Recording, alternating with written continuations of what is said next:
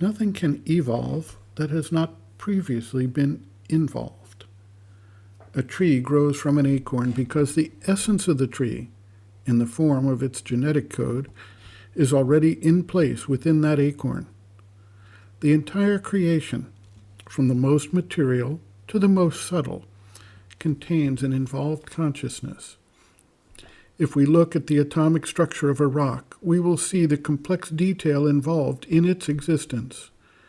Metals and crystals represent a higher expression of the material consciousness, with more specific alignments involved than in the oldest, least organized rock materials. Similarly, as plants evolve, and later, as animals evolve, there is an ascending power of expression of the involved consciousness, coincident with an increased complexity of the formation of that plant or animal. Up through all these stages, the evolutionary principle is collective, related to the type rather than to any specific individual in that form. We begin to see a certain amount of individuation when we get to the more advanced animal forms, including the higher primates and humans. At this level, we begin to appreciate different personalities of various individuals, although most of their lives remain fixed within the basic framework of the type. As the individuation process advances, we begin to recognize an ego personality, which is much more highly developed in the human being. Throughout each stage of external development, the psychic presence continues to develop and express itself more and more. Eventually, a fully formed psychic being appears which can begin to direct and control the outer nature and turn it towards fulfillment of the spiritual force that creates, constitutes, maintains, and develops the universal creation. This does not occur within a single lifetime. Rather, it takes innumerable lifetimes of development across all the stages of manifestation for such a fully formed and conscious psychic being to come forward. In order for this to take place, a process of continuity through the action of rebirth is necessary. Otherwise, there is no progression possible for the individual. Most of the process takes place rather automatically, such that matter, plants, animals, and even human beings do not insert individual conscious focus or energy into that process. When the being reaches the human stage and has a certain amount of self-awareness and a formed individuality, a more specific process begins to occur in order to aid the psychic being in its development through collecting the essence of experience from diverse lifetimes.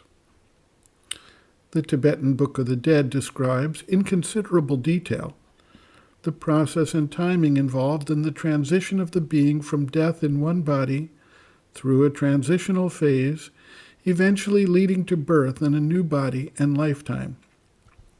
The process described there is one that carries itself out through the energetic focus of the individual in the lifetime and the preparation that individual has had for the choices of a new birth available to it. This process is driven through the energetic forces, not by some conscious individual choice for most people. Behind these energetic forces, the psychic being remains focused to ensure the being gets the experience it needs in the next lifetime. What is not specifically covered here are instances where there is a fully awake and active psychic being directing the life. When such a being departs the body, it is possible for him to make conscious choices and direct the energetic flow to create specific forward choices and conditions.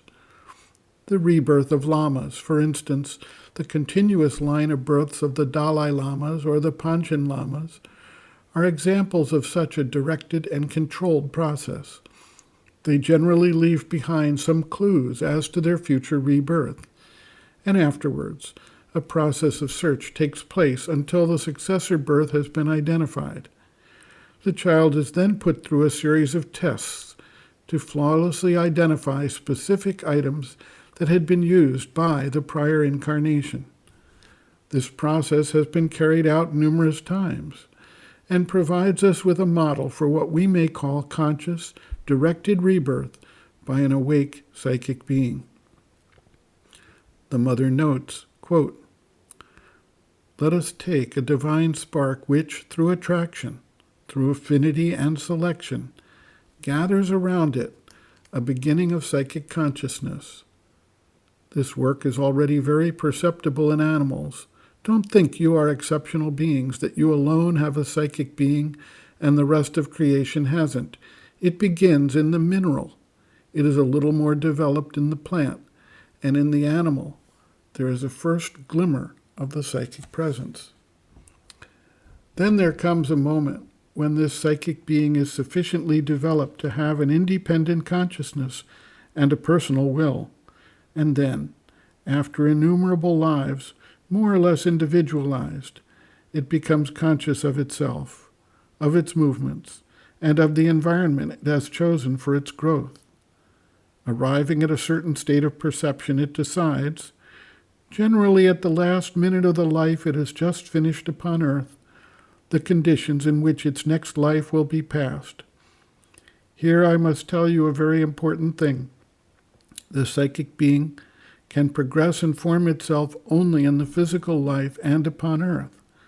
As soon as it leaves a body, it enters into a rest, which lasts for a more or less long time according to its own choice and its degree of development.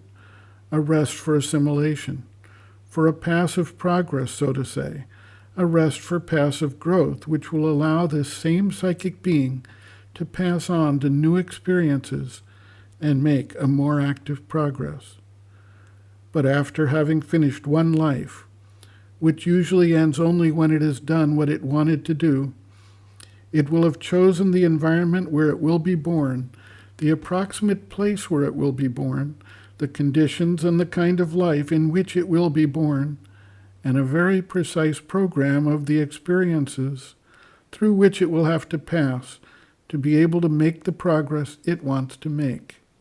End quote. Reference, Sri Aurobindo and the Mother, The Psychic Being, Soul, Its Nature, Mission, and Evolution, Section 3, Growth and Development of the Psychic, pages 79 to 80.